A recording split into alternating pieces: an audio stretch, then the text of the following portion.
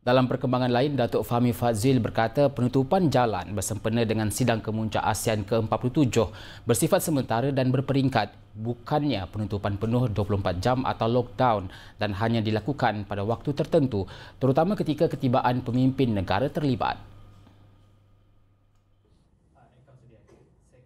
Penutupan tersebut membabitkan laluan antaranya dari Kompleks Bunga Raya, Lapangan Terbang Antarabangsa Kuala Lumpur atau KLIA dan Pangkalan Udara TUDM Subang menuju ke lokasi persidangan di Pusat Konvensyen Kuala Lumpur atau KLCC atau penginapan delegasi.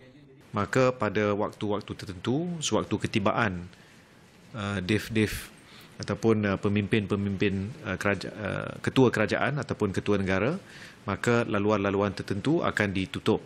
Jadi saya pohon supaya kita semua ambil maklum mengenai laluan-laluan tertentu dan ianya bukan sepanjang hari. Beliau menasihati orang ramai untuk merancang perjalanan lebih awal dan mengikuti makluman trafik rasmi demi kelancaran perjalanan sepanjang acara berlangsung. Pada Khamis, media melaporkan 6 lebuh raya dan 25 jalan utama di sekitar Lembah Kelang akan dilencongkan secara berperingkat bersempena dengan sidang kemuncak ASEAN ke-47 yang dijadualkan berlangsung dari 26 hingga 28 Oktober ini.